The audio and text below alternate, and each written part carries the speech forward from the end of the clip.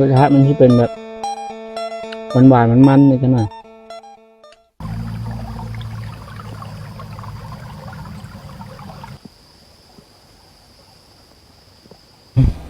กราบสบายดีเนาะวันนี้ก็มาพบกับสิ่งซาแนลเนาะวันนี้เขาจะพากันไปหาหน่อไม้เด้อมันนี้เดี๋ยวเขาจะไปเบิ่งกันเลยเนาะว่าเขาจะได้หรือบ่เนาะมันนี้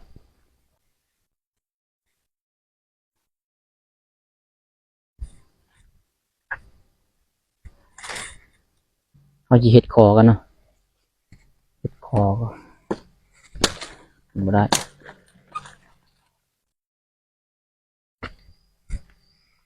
เอาไม้มาเฮ็ดคอ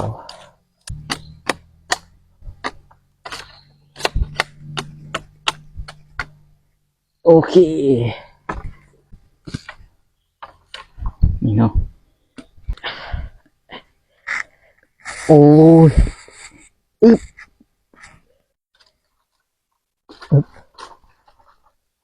อึ๊บมาแล้ว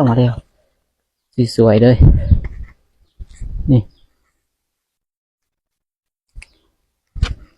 เนาะเดืองๆโอ้ขาวจั๊วอืม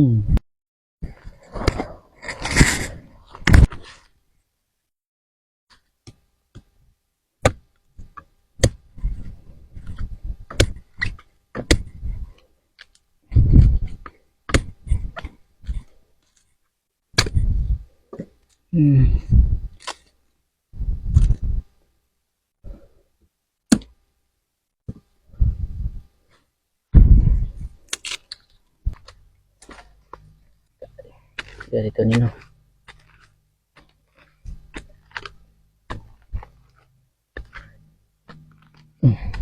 เกียร์คุดเบิ้งไว้นี่ก็เพื่อแบบเบิ้งเนาะอึบจั่วโอ้โหสวยงามโอ้ยเป็นแมงนี่หมดเยอะโอ้สีลายเลย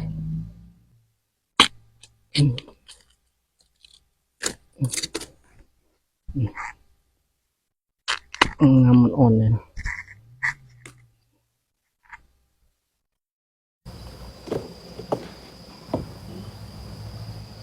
เขาจะกัดแยงเป็นเรียบเราไปใส่กระตา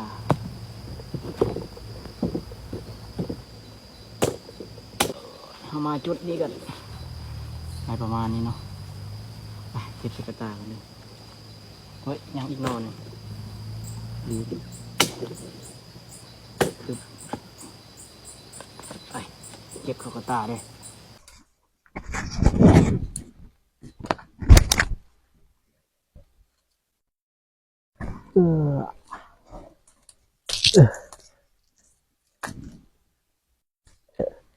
แหนงไม่ได้เป็นตะต้มเลยเนาะ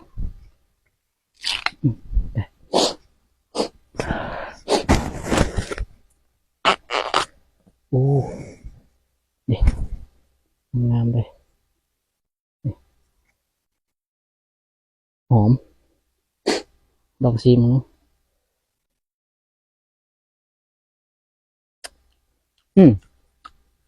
ชีมันหวานเนาะ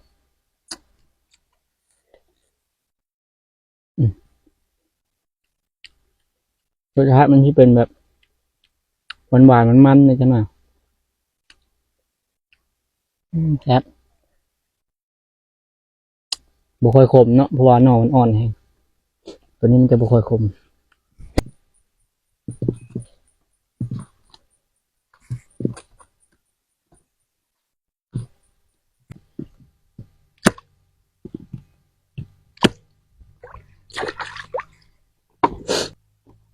นี่หน่อใหญ่นั่นก็จะเป็นหน่อใหญ่ของเราเนาะซึ่งมีหน่อเดียวแต่หันมันจะเป็นแหนงของมันนี่มันจะมีส่วนที่มันแมงเนาะนี่คือส่วนนี้ส่วนทางหลังนี่เราจะได้ตัดออกส่วนนี้โอ้โบอู้ขาวจั๊วเนาะงามเลยแกงนี่อร่อยเลย แกงใส่ผักคะเนาะพี่น้องแล้วก็คนลาวเอิ้นว่าผักคะเนาะคนไทยเอิ้นว่าชะอมแม่นบ่ น่าจะแม่นเนาะทุกคน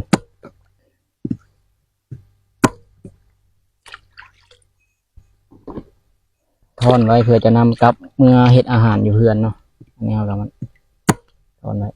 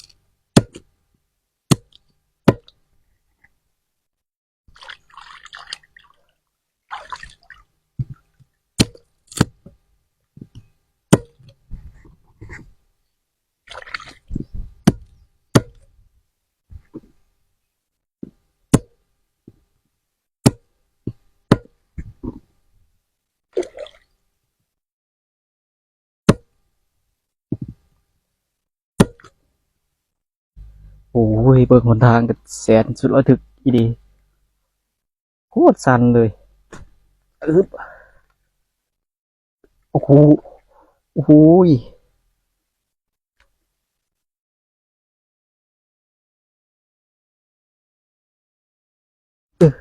บัดนี้เราก็จะได้กลับบ้านเป็นที่เรียบร้อยแล้วเนาะตอนนี้กำลังปีนฝั่งขึ้นมาเนาะโอ้โห